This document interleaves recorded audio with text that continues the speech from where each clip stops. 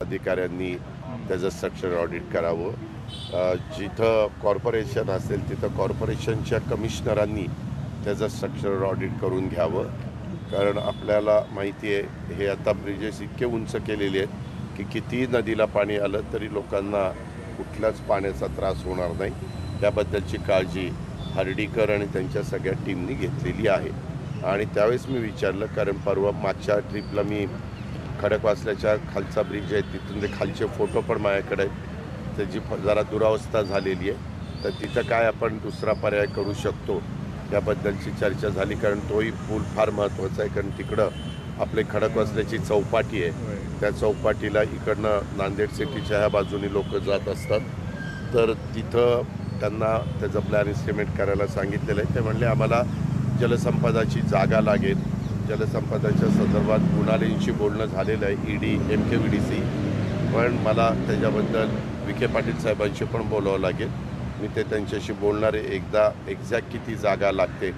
कारण गव्हर्मेंटच्या एखाद्या कामाला म्हणजे नागरिकांचं काम म्हणजे सरकारीच काम असल्यासारखं आहे. त्या सार्वजनिक कामाला सरकारी कुठली जागा लागली तर अडचण येत नाही. खाजगी जागा असेल तर ॲक्वायर करण्याचा प्रश्न येतो. दादा, स्थानिक स्वराज्य संस्थांच्या निवडणुकाची तयारी सुरू झाली आहे. काल महाविकास आघाडीचं सिस्टम म्हणून मुख्य निवडणूक ठीक आहे, त्याच्याबद्दल काल माझी चर्चा झाली. काल मी प्रेसला भेटलं, त्याच्याबद्दल उत्तर दिलेलं आहे. प्रत्येकाचा अधिकार आहे कुणाला भेटावं कुणाला न भेटावं. डेमोक्रेसीमध्ये लोकशाहीमध्ये ह्या गोष्टी चालतात.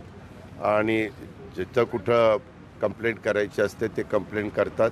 ज्यांच्यावर जबाबदारी असते त्यांनी त्या कंप्लेंटची नोंद घ्यायची असते आणि त्याच्यातनं पारदर्शक निवडणुका होण्याच्या दृष्टिकोनातनं कुणाच्या शंका कुशंका काही विधायक सूचना असतील तर त्यांना जर योग्य वाटलं म्हणजे निवडणूक आयोगाला किंवा निवडणूक प्रमुखांना की हे योग्य वाटतं तर त्यांनी त्याच्यात लक्ष घातलं पाहिजे. कारण त्यांना स्वायत्तता आपण दिलेली आहे.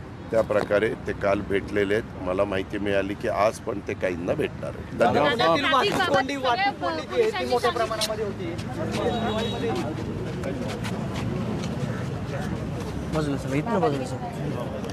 काल बोलले तर त्याच्यावर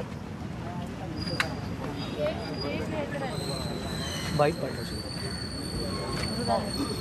कुठे आता तिकडे जायचं अजून आणि गाड्या घेऊन यायचं. नाही असं जाऊ आम्ही